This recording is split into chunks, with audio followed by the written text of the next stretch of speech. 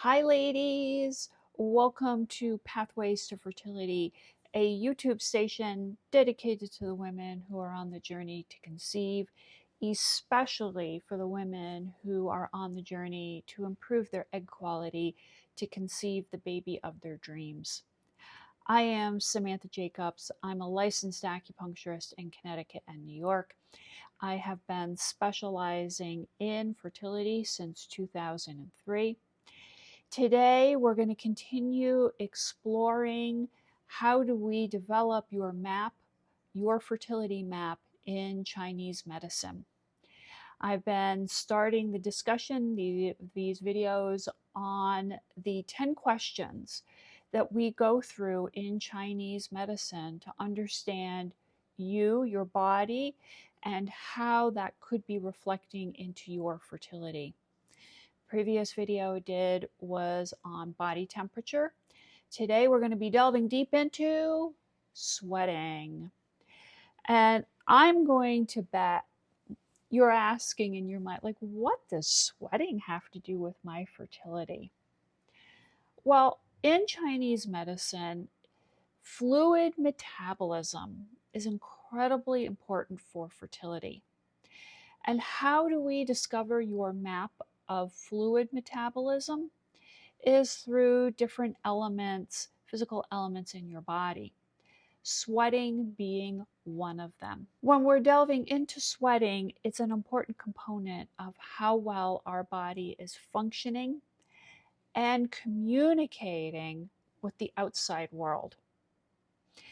It's a part of a bigger paradigm that how does our body take in fluid, transform it, move it, and utilize it. And sweat is one of the components that we can look at that kind of gives us a map to potentially if there is a fluid metabolism issue and how can we address it. In Chinese medicine, fluid metabolism is incredibly important for, remember ladies, this is Chinese medicine, not Western medicine. That fluid metabolism is incredibly important for creating subtle, moist blood. It's the fluids that create cervical mucus, moisture so there's no vaginal dryness. We want to be able to look at some of these components of your fertility and see if they tie in with sweating. In Chinese medicine, we do explore how you are sweating. In the idea of healthy sweating, when we do sweat, that it's proportional to the amount of activity or the amount of heat we're being exposed to. If you're working out, you start working out, your heart rate starts to rise, your sweat is just minimal. As the intensity of the workout builds, you sweat even more. And as the activity finishes, your sweating decreases and weans off and disappears. This is a normal, healthy reaction of our body utilizing sweat to keep our body temperature within range. Now we're going to go over the pathological portion of sweating. First, we're going to start with a poor inability or even a complete lack of sweating. And in general, when I've seen women in my practice with this, women will say to me, I go and work out and I'm the only woman not sweating. I look around and everybody is like drenched in sweat, and either that woman will not have any sweat or they'll just like have a little dew on their forehead or their chest, but everybody else is just drenched. Their sweat doesn't show the intensity of either the workout or the outside environment. I've had women say to me, it can be 90 degrees out and I don't sweat. And it feels so good to be baking in the heat and I don't sweat at all. These are patterns that we're looking for. Often, some women will say to me, I can't sweat at all, and I feel kind of sick, that I feel like I need to cool down, but I can't sweat to cool down. And that their only way to feel less sick inside is to go into air conditioning or stand in front of a fan. We can see that the body's ability to cool itself down has been hindered with. Often I see other adjunct portions tied into this poor inability to sweat, such as, right, very mild nausea, uh, a either an absolute no desire to drink fluids, or a huge desire to drink fluids and then feeling like they need to pee it all out. They often will have very dry skin, hives, fatigue. So we're starting to see that the body's ability to utilize fluids is slightly skewed. And then we want to delve into, like, how is this potentially showing into your fertility? If you're falling into this category, it is worth exploring Chinese medicine. To be unable to circulate your fluids to the surface of your body is probably having an impact on your fertility. And to look into exploring, right, vaginal dryness, poor cervical fluid, leaning into some of these areas to see if there is more of a pattern tied into your fertility. If this is you, ladies, please write in the comments section. Please share about your experience. Now we're going to be talking about the other side of sweating, which is excessive sweating. Now, this can be sweating that's too easy. And it can be from slight exertion or even heavy exertion. But what's going on here in this sweating too easily is that the amount of fluids that are leaving your body are not in proportion to the activity. We have, like, slight exertion.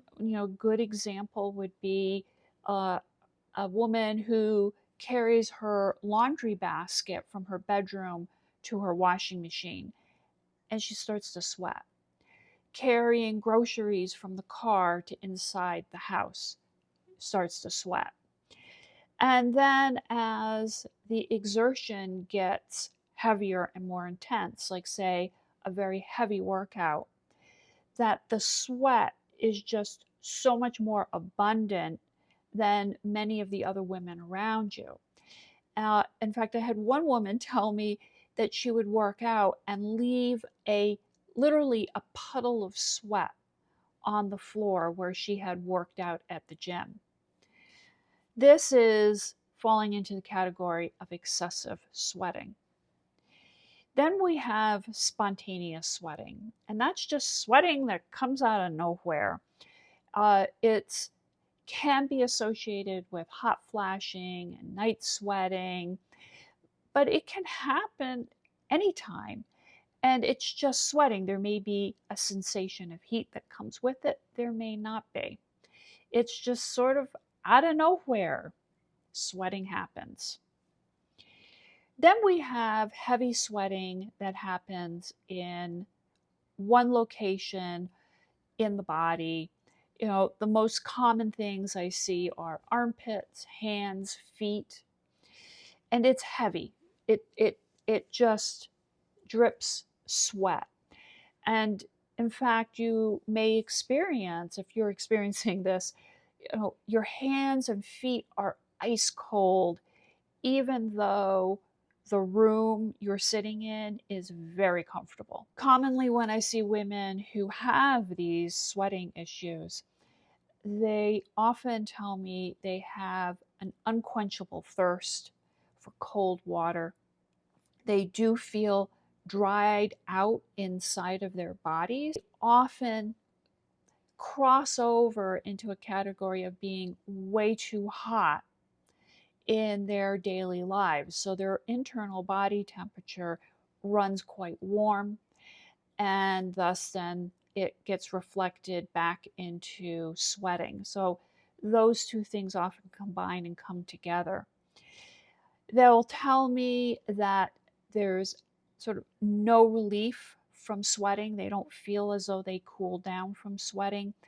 And another common symptom is, we call it a malar flush, but it's like red cheeks, red face, that when they're sweating, that they have heat showing up in their skin, on their face. In this video, I want to talk briefly about hot flashing and night sweating.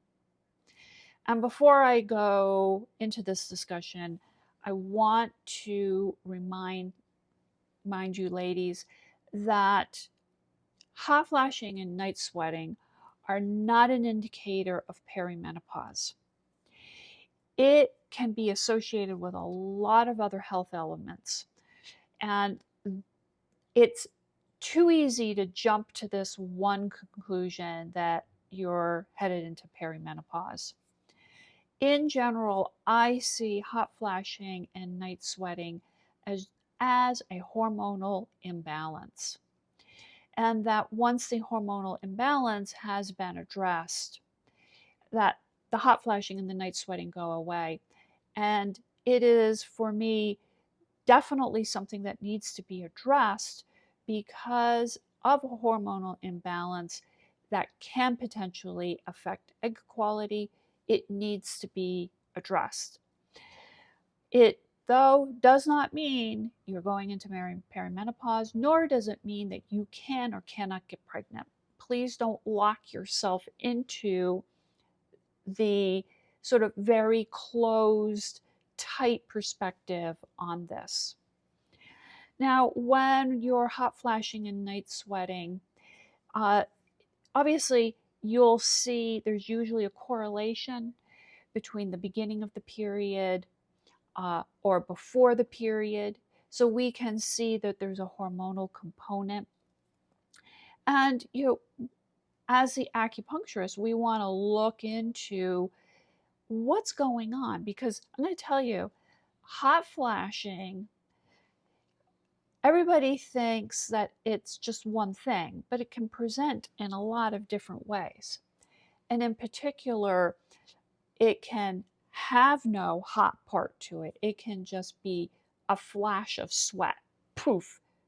It's that easy sweating, that spontaneous sweating. Sometimes women do get heat with it, and they feel a flush of heat with it.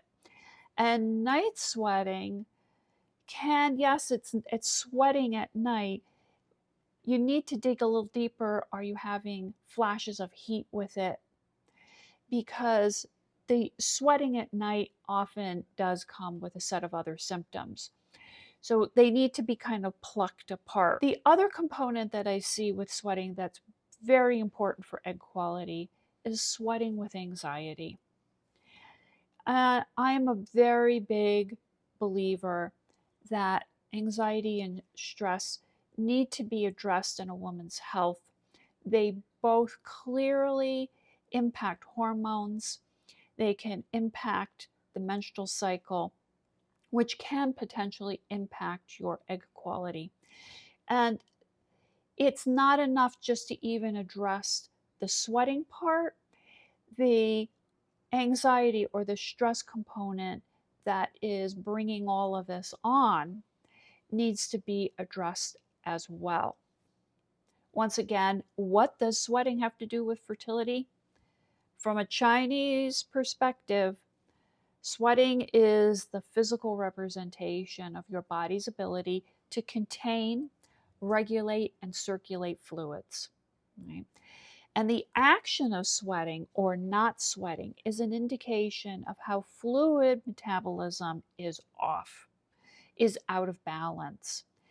When sweating is out of balance, the mechanism that is probably causing that could be affecting your fertility, and it's worth exploring and digging deeper into it. Sweating patterns that are out of harmony, out of balance.